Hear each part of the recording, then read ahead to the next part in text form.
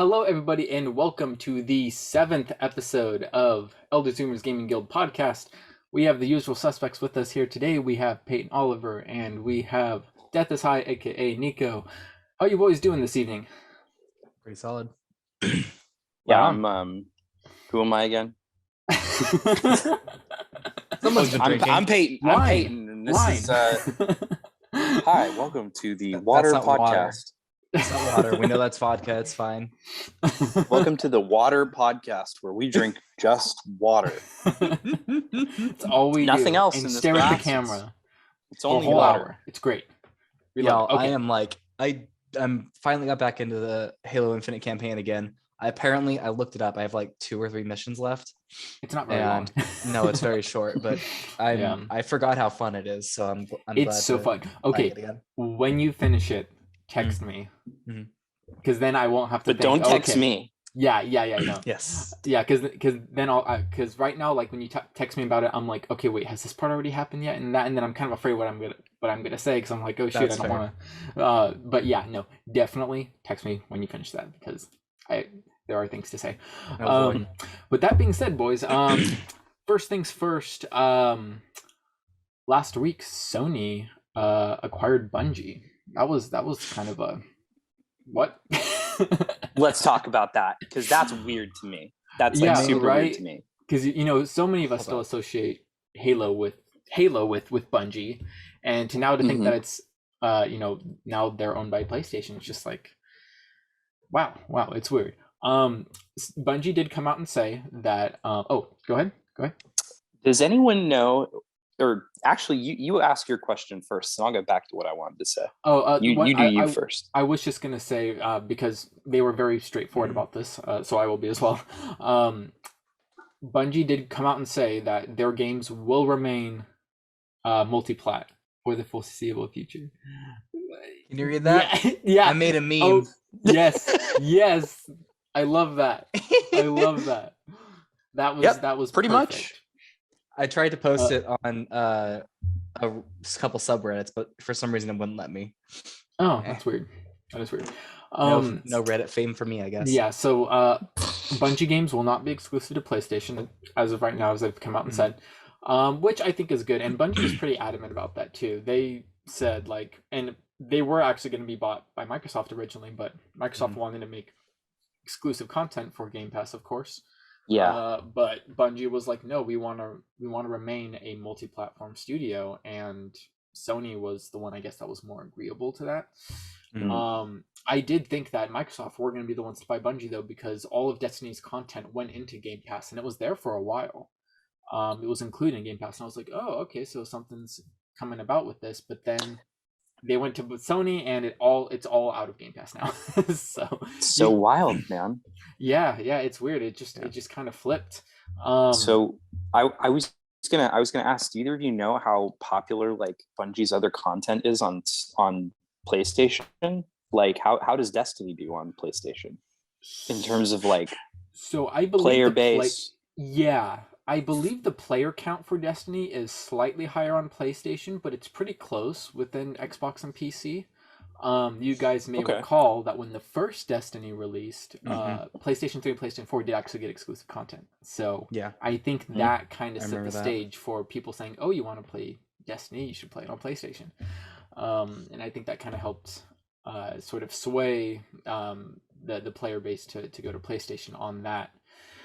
I was actually going to bring that up, is like that's the last time I cared about Destiny news was at the beginning of the first Destiny, and that shit had exclusive content on PlayStation. Like I remember that. That was that before Activision took over, or was that included in like the Activision, like I don't know, exclusives for PlayStation, that deal they had with Call of Duty and all that? Yes. It was around that time. I can't remember if the PS4 and Xbox One generation started off with Activision already having some partnerships with Sony, or if that came about later, because it was with Xbox during the 360 and PS3 era, and that sort of flipped. So it's been weird. It's like everyone's changing sides and taking sides, and it's like there's the reason I wanted to talk about acquisitions tonight specifically is because right after Sony bought Bungie, they did come out and, well, an insider, so take this with a grain of salt, but given what they said, it makes sense. An insider did come out and say both Sony and Microsoft both have more acquisitions in the works. Both of them.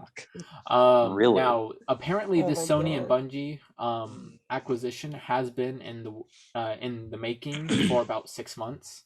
So it wasn't a direct response to the Activision, because that was only a couple months or a couple weeks prior. So probably releasing the info was a response, but yes, the actual buying. That's a good point. I would agree with that. Yeah, I agree. They had to say Nico. something. And meanwhile, Definitely. Nintendo is just like, yeah, pretty much. Yeah, Nintendo doesn't care. They have Pokemon, and they will get everyone on that alone. You kids have fun. Go have fun. Hey, you want to play the new Pokemon game? Yeah, it's fucking awesome. I'll tell you that much. Yeah, I know that Pokemon is all Nintendo needs. I feel like to stay afloat. Fattest hog. It is the fattest hog to cut off of. Honest to God, Pokemon.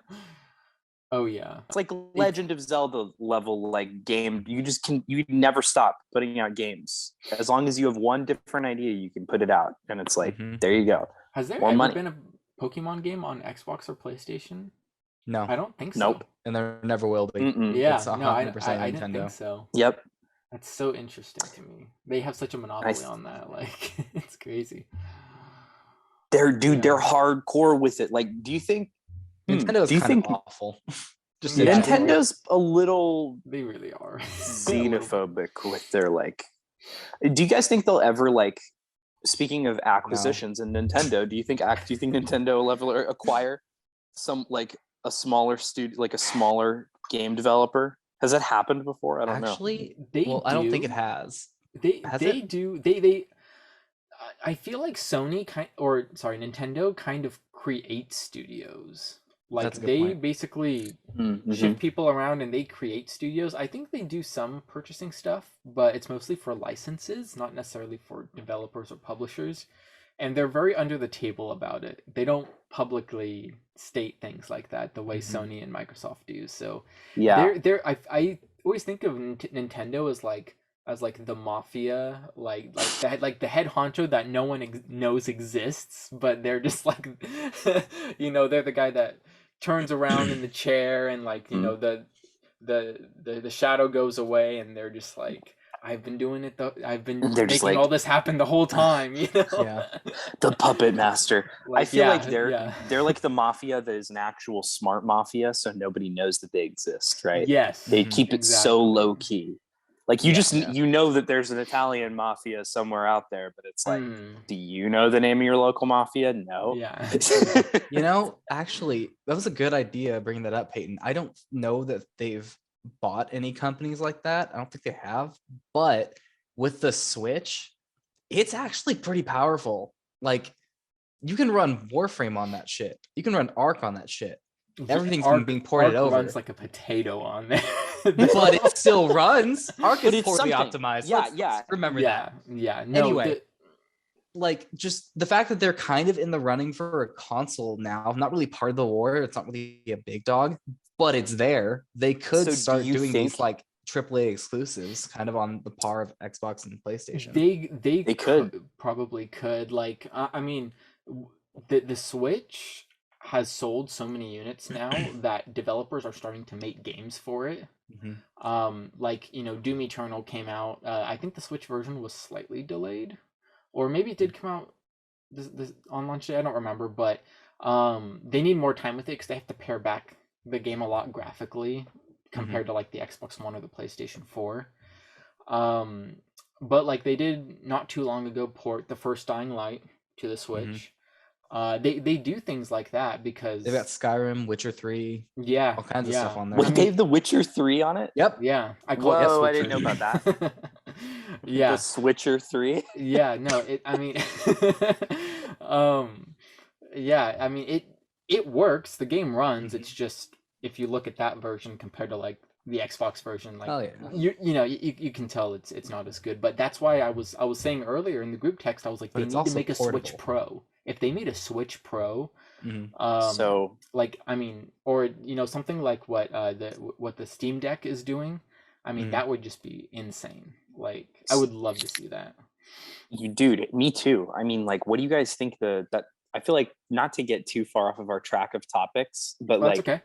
What do you guys think the next thing for this, like the next move for the Switch is from Nintendo? And then do you think that if the Nintendo's capacity gets better, like its ability to handle games gets better, that they would acquire studios and have like specific games for the Switch?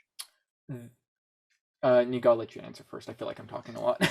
No, that's fine, dude. I was just gonna probably just reiterate your points. I mean, Switch Pro, which we all thought the OLED was going to be, that would probably be the next step. I mean, the tech's good. It's powerful enough. I mean, it's better than any handheld we've had so far, and this can do both, which is impressive to say the least. And it's very fun. Honestly, I'll play it like on the couch, just my handheld. Battery's low, cool. Pop it in, pull the things off, start playing on the TV. Keep playing.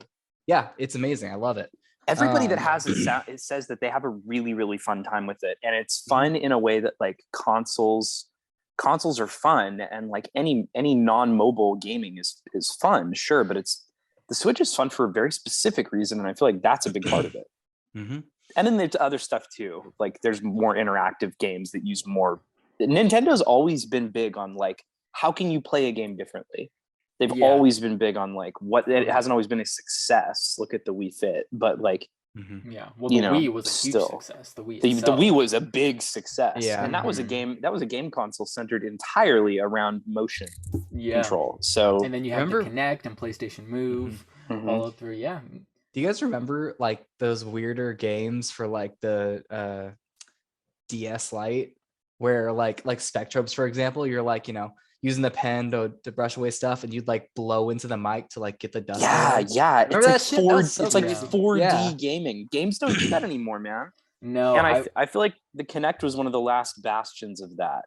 The kind of like tasteful gimmick physicality that brings the game a little bit more into the real world. The 3DS had really cool features for their augmented reality gaming, where like you could they had AR. Yes, yeah. So the 3DS had 3D, but then it also had some AR capacity where like you could play games that were superimposed on like your room or something like that. There's just little mini games, like a bunch of balloon shit pops up and you got to like turn and shoot with the controller, but it was there. And the game, I think the 3DS actually came with games preloaded in it that used the AR specifically. Like they weren't games that you had to buy. They came in there. They were just mini games. So like if you were bored of whatever games you had, you could jump on those and solve puzzles on your coffee table or something like that. Oh, that's cool. It was cool. The PlayStation Vita kind of did something like that. Like there was an Uncharted game made specifically for the Vita. It's such a great game. It's called Golden Abyss, and I wish it was on the PlayStation consoles. That game had a really cool feature where you would like in the game, Nathan Drake is holding a map and he's like, oh shoot, like I need a light source or something like that. And like I'm sitting there and I'm holding the Vita, and I was like, what am I supposed to do? Like the game was trying to tell me to do something and I didn't get it. But the Vita actually has a camera on the front and the back like a smartphone.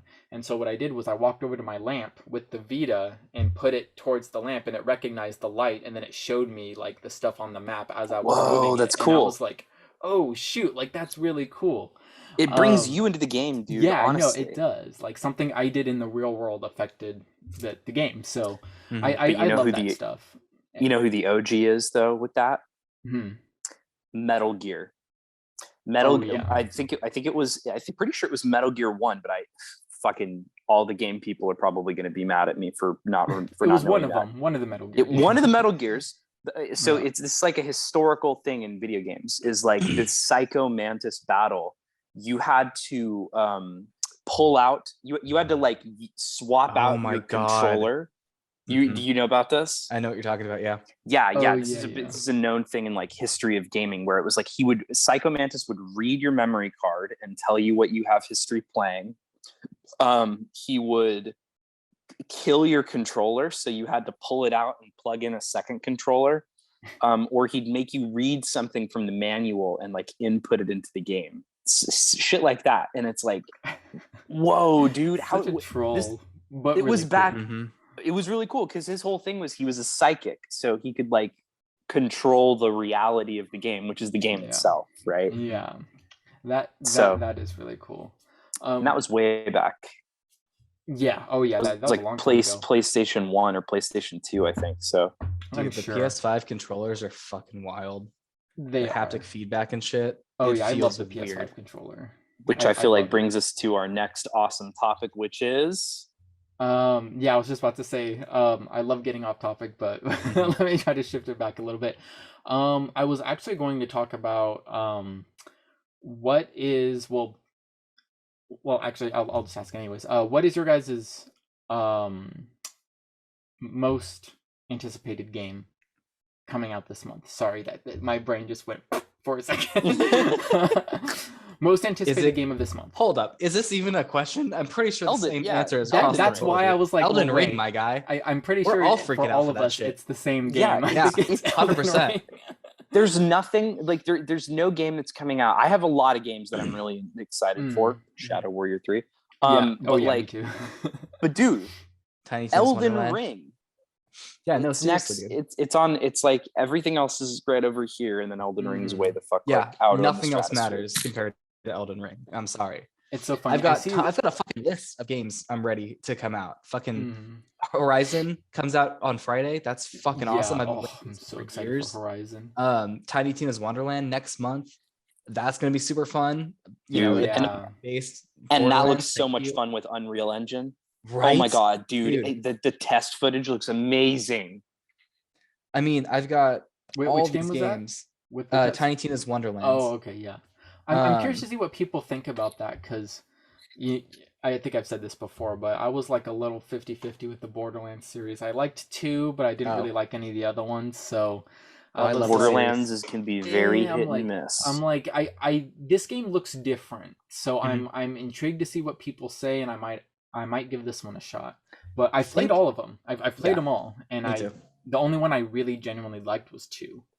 I didn't play 1 till really late. Yeah, 2 is the best. I think if they didn't choke with this, it has the potential to be probably like better than I mean, I wouldn't even say probably. If they didn't choke with it, it's going to be better than Borderlands 3 and better than Borderlands 3's DLC. And I think that part of the reason for that is because it's taking the most beloved, one of the most beloved aspects of Borderlands 2, which is Tiny Tina's DLC, and making it an entire game. Yeah. So it's like, here's if they the don't thing, though. choke with it. So as much as I mean, I don't know if you guys know this, I love the Borderlands series. It's probably one of my favorite series of all time. I have 100%ed everything in the series. I've 100%ed Borderlands 1, 2, the pre-sequel, Tales 3, and I'm working on the little teaser thing where it's just Tiny Tina's DLC where you released. I've got like half the achievements in that so far, and I haven't played it much because it's kind of boring, but I'm working on getting that too. So just I have a complete set of 100% of games. I'm excited because I feel like they learned from their mistakes with 3, especially with the DLCs that made up for a lot. Not everything. I'm still very salty for quite a few things, but those last 2, especially the last 2 of the last 2, especially Krieg's DLC made, spoilers for Borderlands 3 if you care, made Maya's death a little easier to deal with. And then what's her name? The girl that we all hate. I don't know her name. Anyway, the little one. The child. New Siren girl. Yeah. Her DLC, which was like a murder mystery podcast kind of thing where you're like going around trying to solve crimes. It was very fun, and I enjoyed her dialogue, so that made me hate her a little less. So I'm like, fair. If they're trying hard to like redeem this, I feel like going into the next game, they'll hopefully know what they're doing a little more with the story, because that's what I care about. The gameplay was the best of any Borderlands ever. Oh, 100%. Oh, yeah. The game, the gunplay and the character play was the best. Which it needed to be, because the pre-sequel had come out several years ago. Yeah. Like 6 or 7 years ago at that point. So major updates. Like, yeah, they needed to update everything. And honestly, I really hope... Oh, go ahead. The story was the only downside of that game. Everything else was phenomenal. I kept forgetting what was so like. sad. I was like, wait, why am I going here? Why? Like, and like, I'm watching the cutscenes, but nothing was just sticking with me for some It reason. felt dead, dude. It felt like a dead game. Problem, but like, you want to know why that was? Yeah, why? Besides the writing just not being great, your character was never in a single cutscene. Yes. Yeah. Did you notice that? Yeah. I did not back then, but now I do. You're never like you essentially in the game. You essentially had no agency. Everything happened around you. It just you're just like observing. Exactly. And not even observing. You had little character quips. Yeah. You had character quips to remind you that your character actually is a personality. And then you had the little dialogue logs that you could find that gave character backstory. But other than that, you never really, I don't feel like I ever connected with any of the new characters because I never saw my character connect with the new characters. Yeah. Right? Yeah. That's a good point, Nico. Mm-hmm. Yep. It's these things that you notice when you 100% games. I also, you've gone through them with a fine tooth comb. So you're really the authority here on this. But I think that they nailed, if they don't do anything to the gunplay, if they don't do anything to the character play at all, it'll be fun. If they take the story and they really, and I think Gearbox is one of those studios, I know that they're really active on Twitter. They're constantly engaged with their audience. I feel like I would be surprised if they haven't learned from Borderlands 3. If it feels like Borderlands 3, I feel like we would hear in the news something went wrong. Or there were a bunch of layoffs and then a bunch of new people got hired. Something like what happened with Borderlands 3. Well, like, yes, exactly. That's the thing is like, I feel like the first Borderlands was pretty good. 2 came out and it was like really good. And then the pre-sequel came out and a lot of people didn't like it. And then 3 came out and people were... Pre-sequel people didn't like is because it came right after 2. The reason people didn't like pre-sequel is because it was a glorified DLC for 2. Yeah. It was a great game. I thought it was really fun. I remember that game was so grindy because they said you had to be 10 levels higher to proceed to the next mission. It's like, what? So then you have to grind a bunch of stuff just to get, and I feel like that's a little stupid, but also they fucked up the launch with that because the main thing that makes Borderlands is the boss fights and grinding your gear. You could not refight bosses when it first launched. Which is so stupid because that game, Borderlands, is always fun for the grind. I mean, there was so much fun in grinding in that game. And I think, like, I don't know, dude, to take that out. But I think, Nico, you're right. I think the biggest thing is not just that it came after Borderlands 2, but that it felt like a glorified, extended Borderlands 2 DLC. It felt like a little add-on rather than the next game. And I think everybody wanted the next game. Yeah. Nobody really wanted more DLC content unless it was just DLC content for Borderlands 2. Yeah. And I think, Borderlands 2 did so well because it did a bunch different from Borderlands 1, but it took everything from Borderlands 1 that was awesome and amplified it. And I think that if Tiny Tina's Wonderland goes back to that, if it takes if they see what Borderlands 2 had, take it, amplify it, and then bring over the combat stuff from Borderlands 3, I think we'll get a good game. My main thing is the villain, because Borderlands has lived in the shadow of Handsome Jack for better part of a decade at this point. He was one of the greatest written villains. He's one of the greatest written villains in gaming history, and I will die on this hill. I'd say probably top 10. Honest to God, top 10 gaming villains of all time. Handsome Jack's up there. On a list somewhere. the Would You Kindly guy from the first BioShock. Holy shit. I almost said Borderlands. That BioShock, twist, my guy. Yeah. Oh yeah. Gosh. Every time I hear that line, it just gives me chills. Right. But see, that's the thing though. It's like once you have like that level of greatness, where do you go from there? That's why they milked the living hell out of Handsome Jack with the pre-sequel and Tales and 3 kind of flopped. It's the same conundrum with the Dark Knight. Dude. Yeah. And once you get that pinnacle villain. Yeah, with Batman in general, I feel like Joker just overshadows him because it's like he's always the favorite villain. And then come from that, move on from that too, because then people don't see it as being as good. Exactly. I mean, and talk about like they've been trying to get the Joker role right since Heath Ledger, but then you also have the thing of like, well, you can try to do different villains, but you're never going to come up against they set that movie up to be like an antithetical coming together of opposites, like a conflict of opposites, truly, in ideology, in expression, and they emphasize that in the movie too. I don't feel like they do that a whole lot in Borderlands 2, but you definitely feel opposed to Handsome Jack. The entire game. Not only is he a good written villain, they wrote the game really well so that you're set up to really fucking hate Handsome Jack, man. I mean, when you go up and fight him, that's a true, you reach the hill. So I think like any other villain, if they tried to bring him back in some way, it's like, no, that wouldn't work well. No, not anymore. If they bring a new villain, then all this to say, I'm so excited for that game. Doesn't fucking matter compared to Elden Ring, my guy. That's doesn't fucking matter. Yeah, I think that's gonna be a good game upcoming. I did actually want to throw out here as well. I think that's March, right? Tiny Tina is March something. 20. Let me check. So I've said this before, and I think March 25th. March 25th. Okay. I know every gamer has been thinking like February was so packed with games. You had Dying Light 2, I think it was February 4th or 5th, right at the start of the month. Sifu was apparently a big deal. It was only on PlayStation PC, but that was, a lot of people were talking about that. I personally haven't played it yet. But then you've got Horizon coming out soon, Elden Ring soon, and then just kind of just thrown out there all of a sudden out of nowhere was CD Projekt Red's Cyberpunk patch. Now I've the last couple days on Twitter, I've seen a lot of people talk about it, and for the most part it's been pretty positive. People are saying, wow, okay, there's actually fundamental differences to the game now. When now Nico, I know you basically 100%ed that game. I did. Yeah, you 100%ed it.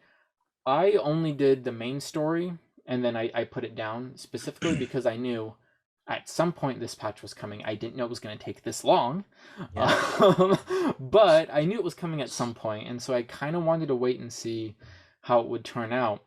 My question to you guys is, do you think, I mean, obviously this is never going to wipe away that terrible launch that they had. It just won't.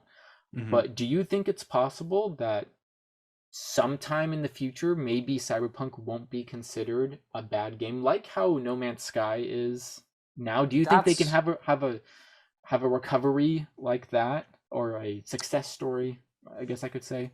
That's always possible if they decide to take, I think, more of a let's move on and go forward route. I think that like going back and trying to make up for specifically what had happened, just it won't go well. I think what they need to do is, well, okay, you definitely, I'm not saying that they don't need to patch the holes that are there, right? Yeah, they still need to patch those holes. They are still fixing the game over a year later. But I think what they got to do is they got to take that route of like, let's move forward, let's move on. We patch what was fucked up, but like we're putting in the effort for next time, for this upcoming content.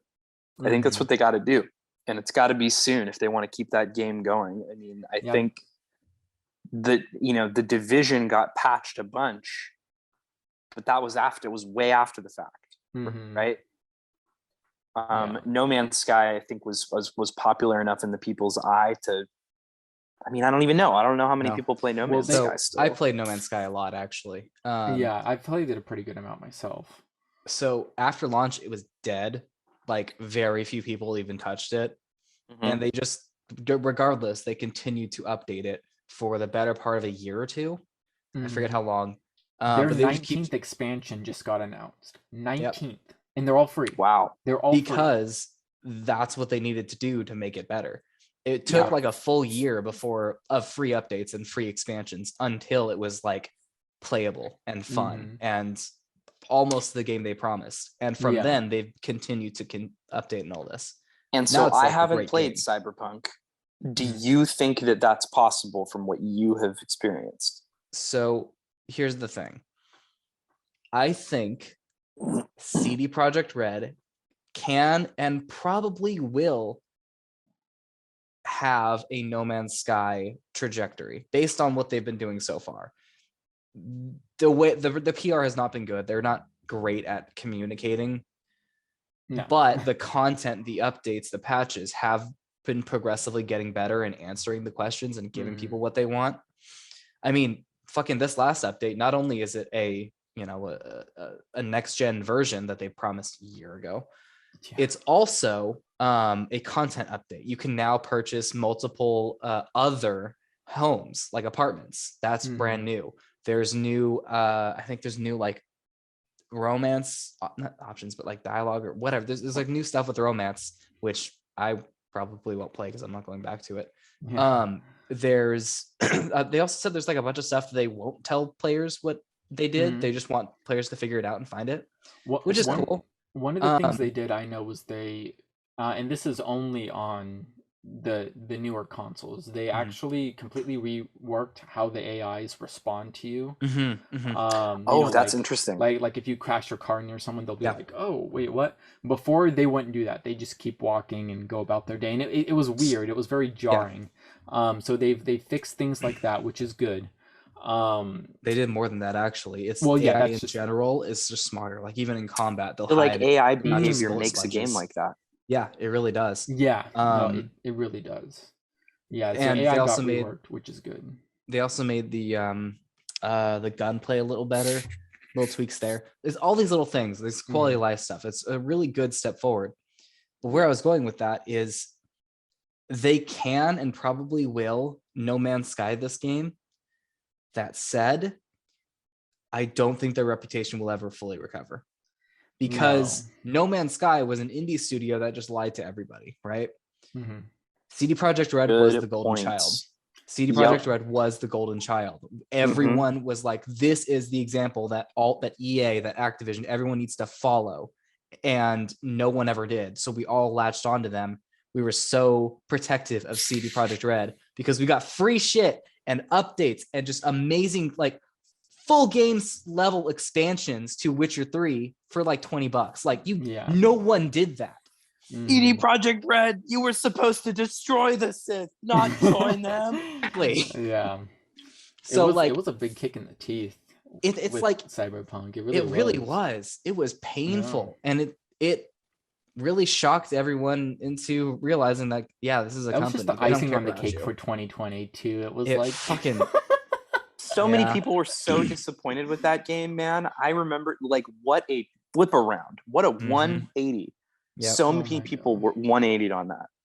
Yeah, and what's sad is that the Xbox One and PS4 versions of the game still run pretty garbage to this day. They're better than they were at launch. They run a little smoother.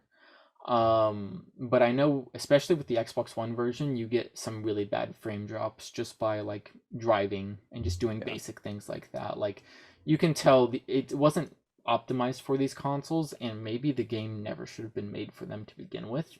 It shouldn't have been. If they were going to be like that, they should have never been. It was too ambitious, I feel like. But they say, oh, we've been working on the game since 2014. And it's like, well, okay. So you had 6 years to make it run on these consoles. Working on it for 1 hour a day since 2014. Really?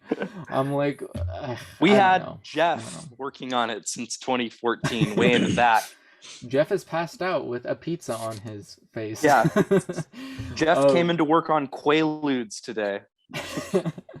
I do agree with you, Nico. I do think this game will eventually be known as a good game, but they have to move faster. The fact that they pushed back this roadmap, and the fact that this next gen update took several months longer than they initially said is going to make it really hard for them to turn this game around. They need to work faster, and they need to get this new content out.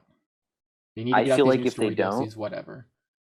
I feel like if they don't, they won't be able to go forward with as much credibility on their next project either. Yeah. I know they were talking about a new Witcher game, but now I don't know how it's going to happen. Well, it's still, as far as I know, they're still working on it. It's in very, very, like, pre-production phase. I think they're still writing it, but I mean, they have to take these lessons and move forward. BioWare had to do the same thing with Mass Effect Andromeda. That game was a very similar story to Cyberpunk. It launched so buggy and so broken, which broke my heart because I love the Mass Effect trilogy. I was so excited for that game. I actually got to play Andromeda. I I got to play it about a week early. They had a like special demo for EA Play members or something like that. And I did a free trial of it just so I could play the game early. And I was like, this game launches in a week and it's so buggy and broken. Like I was like driving this big like tank thing and I just fall through the ground. It was like something out of Battlefield, and I was like, oh my gosh, like there's no way like this game's supposed to come out. This is what it looks like. Like so speaking of okay, yes. So we're gonna hop right into Battlefield because this is something that came about a week ago. And ironically enough, I started playing the game again just because I wanted to see if it was as bad as what this was saying. So someone went on change.org and made a petition that anyone that purchased Battlefield 2043 should be allowed a partial refund because of how broken the game is, and that their content roadmap has been pushed forward a lot. I actually have the petition up here. It has been signed by 205,000 people. Way to go. So it is climbing its goal to 300,000. Okay. Very quickly, actually. And, you know, here's the thing. Battlefield games have always been pretty buggy. You know, to a certain extent, never to where it was unplayable, but I remember playing like Battlefield 3 and like, you know, your body would fall into the ground that would start glitching and flying everywhere. And it was like, okay, you know, you had little things like that, but it was never like broken. People kind of took it as like lag, really. It was just lag. Yeah, or just like, oh, okay, game. That's funny, but it doesn't affect how I'm playing the game. You know what I mean? But with this, now people are saying, and I haven't really played the conquest modes that have the vehicles and stuff. I just do team deathmatch mostly because the games are shorter, or the matches are shorter, I should say. But apparently with the vehicles, things are very broken. I know there was one vehicle where it could actually, it was some sort of don't worry about that. Oh, sorry, Nico. I was just reading what you texted. So there was a vehicle in the game. It was some sort of tank, like armored transport type vehicle, where you could actually drive it like vertically up a building, and it wasn't supposed to be able to do that. They did not program the vehicle to be able to do that. It was just completely broken. That's so bad. And of course that will affect, and it's hilarious to see on video, but also like that changes the whole game because people that have these vehicles are now getting to places to where they're not supposed to be able to go. Yeah. And in a tactical shooter like Battlefield, or at least a shooter that claims to be tactical, that's not Battlefield's always been about realistic combat, even in its most futuristic games, right? Yes. So I don't know, man. That's a good point. It impacts that. I get that. And as far as I'm aware, I think that bug is still in the game. So it's like, really? How has this, I mean, the game's been out since November. Like, how are these things not fixed? That's basic, dude. I mean, like, that's like I feel like that's got to be like foundational level programming for a game. And here's my thing too, is it's not just for Battlefield to be unplayable is the same as having Call of Duty be unplayable, like with Warzone Pacific. I never thought that I'd say that. I also kind of never thought that I'd say this about a Battlefield game. Again, it's buggy. Sure, Battlefields are always kind of buggy. Even Battlefield 1 was lag prone. But this sounds bad, dude. No, it's bad. It's really bad. And EA did say that the game underperformed in their projected sales. Why? Which makes sense. They released a beta before the game came out and it was pretty buggy, and people were like, well, shoot, this game's about to come out, maybe I should hold off on my pre-order. Save my money. That was what I did. That was what I did. And yeah, it's really just a mess right now. And I did see something today. Now I saw it was reposted from someone on Twitter, so I don't know if EA actually said this. I'm claiming that now. But supposedly, I guess EA or someone who works at EA did say they think that Halo Infinite is partially responsible for their poor sales. Which, to be fair, Halo Infinite was a game that, although it did have its own problems, the game actually launched being playable. Hey, that's a good point. Which is something that Battlefield cannot say. Also, Battlefield does not have a scoreboard.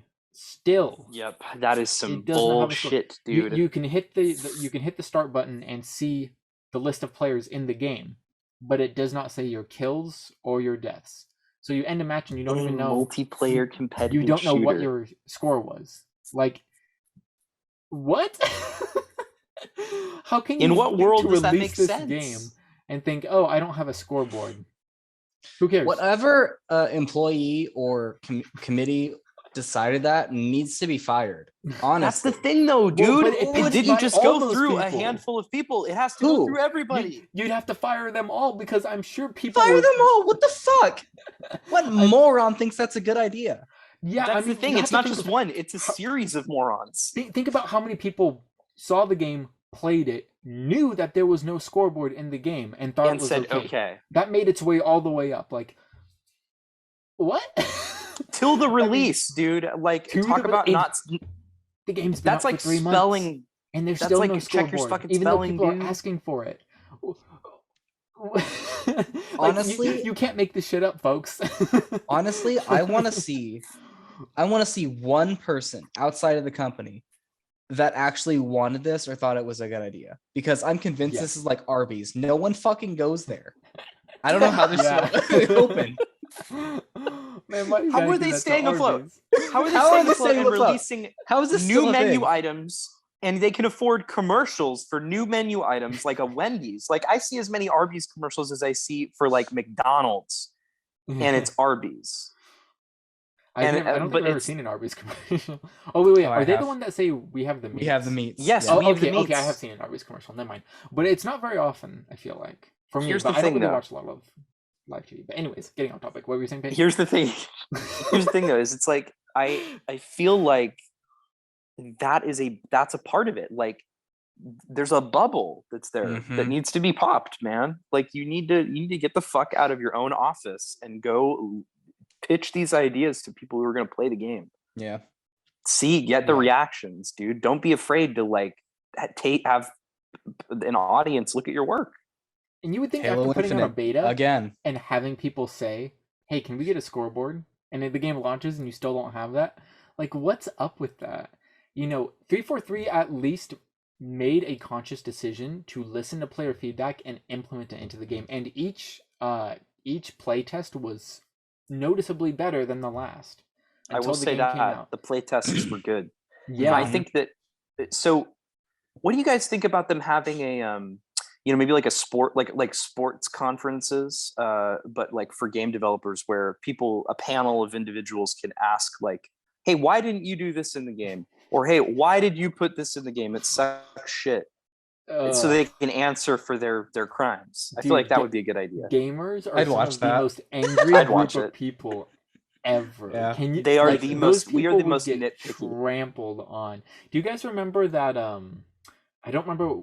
It was some Diablo game that was announced at an E3 or something, or some big game show like that, and it was a mobile game. Oh yeah, I know exactly what you're talking about. I can watch that game. I'm seeing that video in my head right now. Yep, I fucking love this. Dead silent. Do you guys not have phones? and then someone asked if it was like an April Fool's joke. Yeah, like someone in the crowd, or asked if it was a prank or something like that. And he's like, nope, not a prank. Oh my god. That's how you know you fucked up, dude. Oh. And it's not like they didn't put a lot of work into it. It's just like you should have had marketing test groups. You should have had focus groups, dude. Mm-hmm. Yeah. Get public opinion on shit before you put it out. Do not live in a bubble. And how do you so like Battlefield Bad Company 2 was a big success. Battlefield 3 was even more of a success. Keep going forward. Battlefield 4 was really big. Battlefield 1 and 5, the World War 1 and 2 era ones were a little but the people who they had a scoreboard. Loved it. But they had a scoreboard. That's basic. I mean, and it's not something, if you want to do something different, do other shit different. That's not something that needs to be changed. No. That doesn't radically improve the or change or alter the experience other than making it more annoying. And I mean, maybe like, but here's the thing. I feel like it still doesn't decrease like player conflict or whatever the hell. Do you guys think the petition is in the right? The person who made it. Oh yeah. Do you think? Oh totally. I mean, Cyberpunk got refunds. Yeah. Yeah, I think dude. That was only on. Well, actually, no. It was all of them. PlayStation removed it from the store. Yeah. But I think Xbox also gave out refunds as well. Well, you had to contact CD Projekt Red directly. They were the ones who gave out the refunds. Yes. God, So imagine who had to deal with all that shit. Well, it's just like any class action lawsuit settlement, right? Like yes, it does happen, and it should happen for groups of people who are like, I don't want to say, well, no, like robbed of a promised experience, right? When it comes to a game, you legit spent money expecting, like, with the idea that you were going to get this, and you didn't. And so in any other sphere of market, you would get a refund. I thought I was getting a car with a working transmission. It does not have a working transmission. Give me my money back. Yeah. Right. Yeah.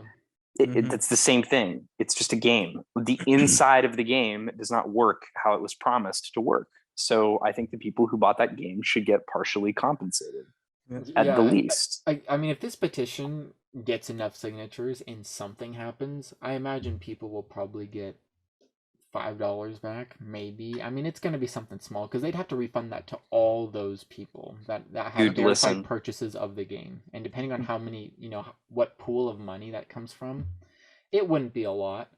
But who knows? This may actually happen. I feel like a lot of change.org petitions don't really go through, but this one might. If the people of San Francisco could petition for Jello Biafra from the dead Kennedys to be the fucking mayor, and have it go far enough to challenge Dianne Feinstein, this can happen. Okay. That happened? That actually legitimately happened, by the way. Yeah. What the fuck? Jello Biafra had a campaign to be the mayor of San Francisco for a year. And he was a contestant against Dianne Feinstein before she became a senator or like a House rep or whatever. I love democracy. Isn't that wild? Yeah, that's democracy. And so it was only, he needed 1,500 signatures or an equivalent to $15,000 to get on the ballot or something like that. He got partial signatures and then paid the rest, and he got on. But the fact that you could get people to sign for that, I mean, I think people would sign for this. This makes more sense. Yeah. Oh yeah, yeah. No, and it's very possible. It is. Yeah, but here's the thing: is it's like, do you think that let's take this and let's apply it to other stuff? Do you think this sets a precedent in any way? Do you think that this would change anything for future? Do you think it maybe makes game developers more accountable if it's like, oh shit? I hope so. They fucked up with Battlefield and they have to pay out for people. No. We better make a good game before we release it. Figure out that you cannot release a broken game. You just can't do it. It's happened too many times. If a game is about to come out and it has so many bugs and glitches, delay it by 3 months and fix it. That's what they delayed Halo Infinite by a whole year because they wanted to work on the graphics. Yes, the wait sucked, and they launched their brand new Xbox with no new Halo as promised. That was a big deal. That really hurt Microsoft. But was it worth it in the long run? Yeah, because people like Halo Infinite. And it's playable. Because it means you don't get a bad game, dude. And you don't have a bad rep. These devs need to figure that out. It's not profitable for them. It's not. Again, just a minor correction, not the devs. It's the higher ups. No, you're right. You're right. Sorry, I always say the devs. It's not necessarily the devs' fault. It's the people who are pushing out the game too early. Yeah, it's the publishers. Now, here's the thing. I'm a very cynical person. This changes nothing. It never will. Because they'll get the sheer amount of human apathy alone means they will not change their strategies at all. Because they would make it so you have to actively seek out a refund. That's too much work for most people. That's true. Yeah. I feel like same thing with CDPR, man. I feel like a lot of people really do get, that's a really good point. A lot of people do get enough. It's just enough catharsis. I think there's not even that. It's just, there's a barrier to entry for that refund. That's just even if it's low, it's just too much for some people and they just don't care. Yeah, that's going to be a factor. The Cyberpunk refund though. They did. Quite a lot did. But they also sold however million copies. And the game made its budget not just even in close to that. Yeah. Which is insane. As long as they are making money, it's never going to change. Even if they have to refund some of it, that's just the price of doing business. It's Yeah, I mean care. that's and that's a good point. Battlefield is different though because it didn't meet their sales expectations, which Cyberpunk did. It very heavily exceeded their expectations. Whereas Battlefield, I will say for them it was a flop. Battlefield was also released a year after Cyberpunk.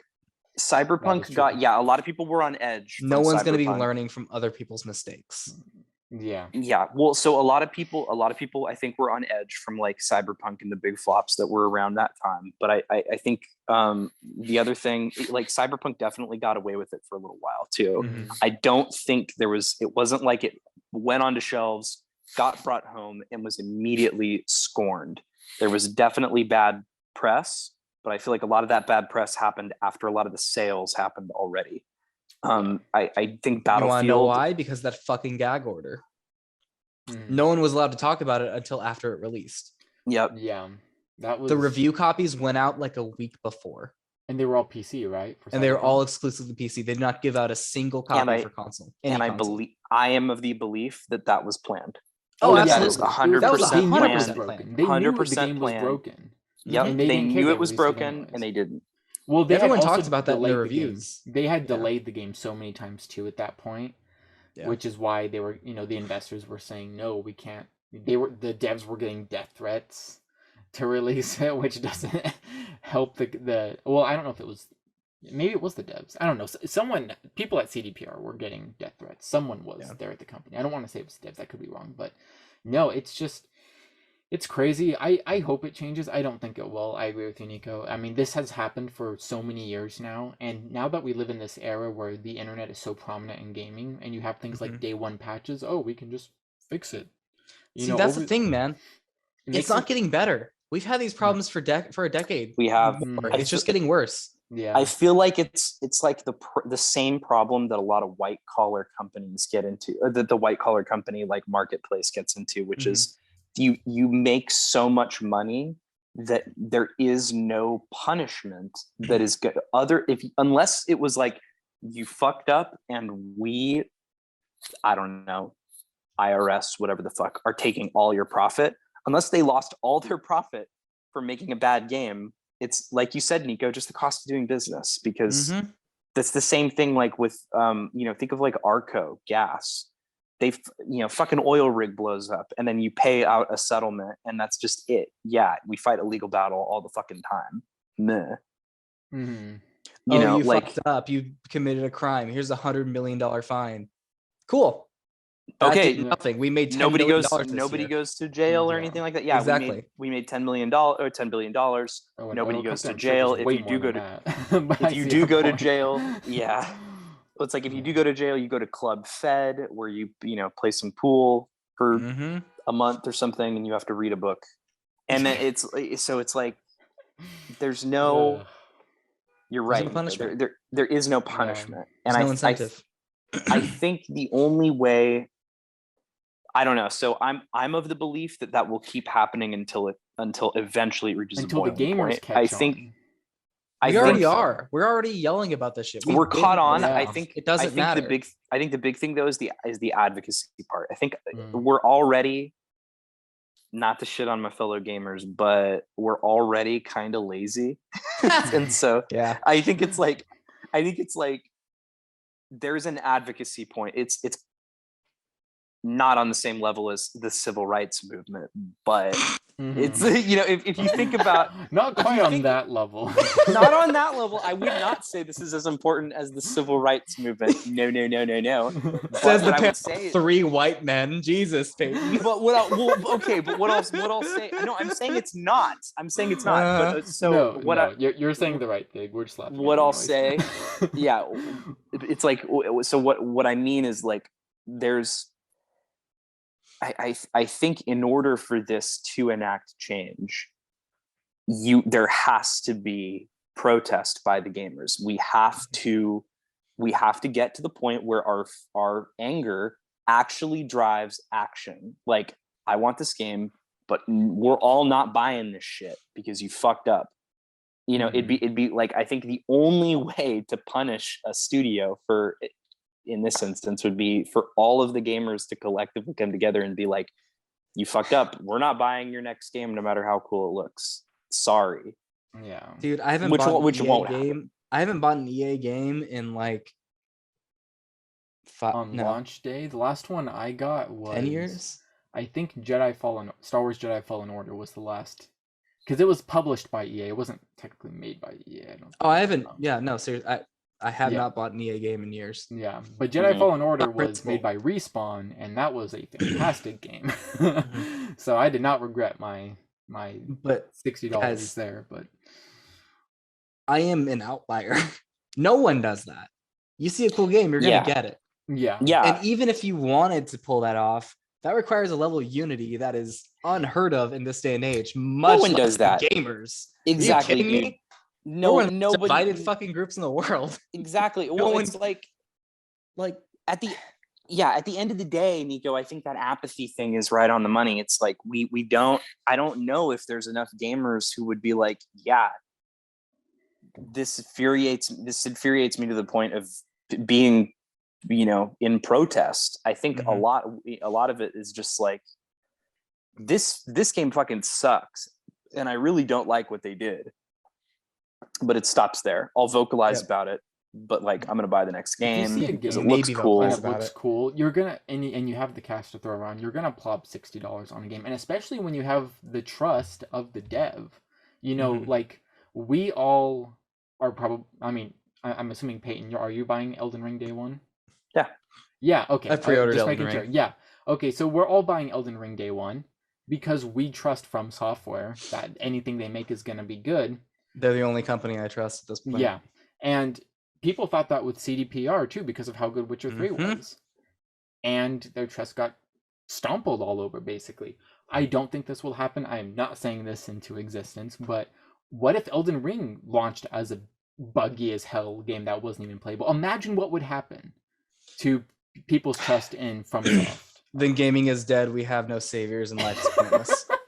Yeah, it's all over at that point. It's literally, well, I do not think that it's time to jump the building. Clear. I do not. That's what happens when you put all of your purpose eggs in one basket, Nico. Yeah. We're not having the stock. There's only one purpose in life, and it's that From Software is a legitimate, trustworthy, honest gaming studio. If that ever changes, Oblivion, you can find me. They survived being published by Activision. They can do anything.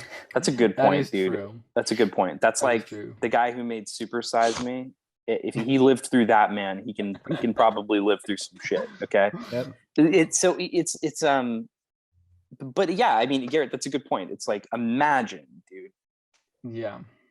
If you have trust in a developer, publisher, or whatever, and you think a game's gonna be good, then you'll pre-order and put your money on it. I really try hard not to pre-order stuff anymore. If I only pre-order FromSoft games, that's it. Yeah, with a lot of games, if I want to get it day one, I'll actually just wait till it comes out and see what people are saying, and then I'll go to the store and pick up the game or whatever. I didn't even pre-order Halo Infinite. That's how little I trust the gaming industry. I didn't. I know, and I have always pre-ordered Halos for us, because the multiplayer was free and the campaign was in Game Pass. True. So there was no reason we didn't have to pay any money, any additional money. Game Pass has a fee, but sponsored by Xbox. Sponsored by that's gotta get your ongoing joke forever. Sponsored by water. It keeps you hydrated. But yeah, anyways, that's kind of all the topics I wanted to discuss tonight. It is kind of getting to be that time. Was there any last minute, any last thoughts that you guys wanted to throw out there about anything? Well, what I can say about the pre-order and about like games and trust and stuff is the whole pre-ordering like a collector's edition that has all of the stuff from the game. If you think about that, it's not just because the items themselves are cool. Yeah, like with Elden Ring. Yeah. Or Uncharted. It's not just because the items are cool. That's a part of it, right? Like getting an Assassin's Creed Hidden Blade is pretty tight. Yeah. But I think there's a subtle part of it, and that subtle part of it is that you're buying these things to show kind of as like physical manifestations of your like for that game and for the people who made it. That's why people buy Funkos. That's why people buy Funkos. It's not just because the Funkos look cool. It's because it's like to rep, it's like why people own sports jerseys and have them framed in their house, but never wear them. that's okay, because it's showing like, yo, I support this. This is a part of my identity. And so I feel like game developers, the more that they become trustworthy, the more they sustain trustworthy, the more they'll sell those the more pre-orders they're going to get, and the more they're going to sell those collector's editions, which make them more money. Like, it just makes no sense to me to be dishonest as a game developer. It makes no sense. They released a broken game, and I think for the first time in the Battlefield franchise, it did not meet their expectations. It was, for them, it was a financial flop. And I hope they look at that and be like, huh. I mean, I hope. I don't think they will. Look at what they're saying, though. Oh, we released it and Halo Infinite did better. That's the reason we're failing. It's an excuse, right? Yeah. Like, they're going to find an excuse. They're going to scapegoat it. They will not blame themselves for their fuck ups. Yeah. It's just like, I don't care if it's accurate. That's not the point. The point is that yes, it definitely, I would say, got Halo overshadowed. Was the better game. Absolutely. That's an opinion. I'll die on that hill anyway. That is fact, not an opinion. Exactly. That's a law of the world. But so, okay, I feel like whether that's accurate or not, man, that's not really the point. The point is that, like, own your shit. Don't worry about what everybody else is doing. Worry about what you're doing. And it's okay. Sometimes babies gotta fall to pick themselves back up again. It's okay, man. Like, it's all right for them to fuck up, for a game studio to fuck up once. If you learn from it, and if you learn, like, okay, we can't cut corners here, let's try again next time. It's different. If you're a big ass game studio and you just keep on making shit, it's like a slap in the face, man. It's disrespectful to us, the people who are buying the games and playing them. That's why I don't buy EA. Fuck EA. The only it's just EA title game... of this podcast episode. Fuck EA. Yeah. No, again, I bought Jedi Fallen Order because I knew it was made by Respawn, and I'm like, okay, Respawn has been pretty good thus far, I think, as a developer, and I did not regret my purchase. So, and Respawn has done really good with Apex as well. They have a really thriving community there, so I think they're pretty trustworthy as of right now, even under EA. So, and we saw FromSoft was still successful under Activision. With goddamn Sekiro. So I mean, it's more so the developer, not the publisher, that you have to worry about. I think. Oh no, it's 100% the publisher. Yeah. Well, look at what Activision did to Destiny. Well, okay, yes. I mean more so like if a developer, look at what Activision Blizzard is doing to, like, all their fucking games, World of Warcraft, fucking. Well, yeah, but they've had those games like forever. I'm talking about, like, running them to the ground. You know, we saw with Sekiro, even though it was published by Activision, the game was still okay. And my example with Jedi Fallen Order, it was developed by Respawn, published by EA, but the game still came out okay. I mean, you do have to worry about the publisher, but I see your point. I think if you trust the developer, even under a publisher you may not trust, I think there's still a chance that the game will come out okay. And here's level of advocacy for their game. Well, it depends on the level of advocacy. I think the other thing too, though, is it depends on how much they're going to let that publisher be the devil on their shoulder. Yes. Right. I think they have to be hands off. Not every dev has I would probably say most, right, don't have the ability to say, like, we're not putting our game out yet. Activision, like, you may not have the ability to really, like, stop a game from being put out. Like, they have deadlines that their publishers are setting. Sure. They can make an argument. And they're big publishers, but that's what they can sure as fuck. Exactly. Is Respawn gave them the whole year. They can sure as fuck make an argument. Is Respawn owned by EA right now? That's a good question. I think I don't know if they're because owned, but every Respawn game is published under EA. Okay, because my thought was maybe it's like you have more say when you're not owned by the company. Like, that's true. Activision just happened to publish one FromSoft game, and they did fine. They just funded them for it, basically. Exactly. Activision just gave them the money and just say, hey, we just want this. We just want a FromSoft game with our name on it. So we'll just give you the money to develop it, and we'll stay hands off. That's why it was successful. Well, I think. Man, I mean, it's like welcome. The shit that, like, you actually own might be the reason you can fuck with them a lot more. Yeah. That goes back to my Halo example. You know, 343 said, hey, Microsoft, look at all these people trashing on the graphics of Halo Infinite back in July of 2020. we need to delay this game. That was not an easy decision for Microsoft. Their Xbox Series X was about to launch a handful of months later, and it has the box, the actual cardboard box that the console came in still has Master Chief on it. Like on the back of the box, you know that console was supposed to launch with Halo Infinite, and they delayed it by a whole year. But because 343, you're right, Nico, because they are owned by Microsoft, they said, hey, if this game launches in the state it's in, things are going to be bad. And I was actually thinking the other way. Like, if you own a company, you can like force them to do shit they don't want to do. Well, that's probably true. Yes, that's definitely. I mean, Microsoft is an outlier. Let's be real here. At the end of the day, I think they're better. They're not good. They're not the good guys, but there are no good better guys. Than most. They're better than so most. So it's like any corporate sphere. A big corporate organization will never be fully a good guy. There is no ethical consumption under capitalism. There is no. It's just by nature of the entity. By nature of the entity, if there is a corporation, it is in fact apathetic to a large extent. Fun fact: corporations operate very similar in terms of like, decision making to sociopaths. But so yes, and there's a reason sociopaths thrive in the corporate environment. But just a little factoid. But so I don't think there's ever going to be a mom and pop corporation, right? Like so you've got to deal with that. Yeah. Then you've also got to deal with the fact that like corporations, dude, money is fucking control when it comes to businesses. It's everything. If you own a large portion of a company, like a developer or whatever, you're going to have pull because you are now paying people's salaries, right? Even if you never explicitly state, put this game out or we're shit canning your team, it's implied. There's the fear of it, and that fear is going to drive decision making for sure. Isn't there a list of all the game studios EA is fucking shut down because of that? Well, then there's that.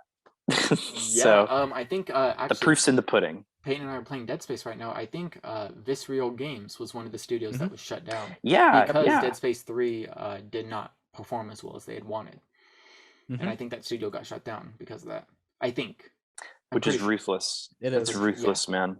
Absolutely ruthless. I mean, that is harsher than like clothing corporations, man. I mean, it's pretty fucked up. It is. Think about how many people lose their jobs. I mean, I'm sure a lot of them get jobs at other, they all get recycled and moved to different places, but but it's still, that's got to be so stressful. And talk about, I mean, the best game developers are the homie. We've all known each other for 10 years, game developers, right? Yeah. There's OG a livability. There's an OG Bungie. The fucking the Warframe people. Digital Extremes. DE. There's a liveliness that goes into the product because the product's made from the producers, right? And so if the producers are well fed, it's just like this is gonna be a little gross, but it's like the better you treat your cow, the better the meat is gonna taste, man. Yeah. No. And that's what right. and if you're a smart publisher, you're gonna treat your devs with autonomy. You're gonna keep them all tight knit, and you're not gonna put harsh critical deadlines. You're gonna be a little flexible. I think it pays off in so many different levels, not just for our enjoyment. It pays off for them in terms of their bottom line. That's evident. The proof is in the pudding. I think there's a stubbornness or an ignorance or an apathy or whatever you want to call it. I don't know. Honestly, has yet to be cracked. This just goes back to fucking corporations in general. They all treat their employees like shit, and it doesn't make any sense. You treat them well, you'll get loyalty, you'll get better products, you get more efficiency. It's like it's been proven. There's science for it. That is not. So why the fuck do people just run their employees into the ground, make them hate life, and quit and die early and shit? Like I know, dude. You hear about all the Walmart shit and like all the Amazon horror stories, and it's like, dude, maybe it's because you just know people are gonna come. We're always gonna have workers. There's never going to be a shortage of Amazon or Walmart workers. It's just going to be the fact wage, people, high schoers and college students. It's functionally slave labor. It is functionally slave labor. It exactly. Absolutely is. And it's the idea, and it so prays. Topic. I know, dude. We are so far off topic. We're talking about Walmart now. Yeah. Okay. Anyways, Shall we? I have kept you guys well past the time, so we'll go ahead. We'll go ahead and wrap it up here. Thank you guys so much for chatting everybody with me tonight. Mm-hmm. Of course, man. We have some great games coming out this month. Hell yeah! And, hell yeah! It is a great month for gaming, and I'm pretty excited to see how these games come out. Hopefully, no bad press. Let's try to kick that out as much as possible. Knock on wood. But yeah, anyways, all right, guys. We'll wrap it up here and talk to you guys soon. Bye-bye, everybody.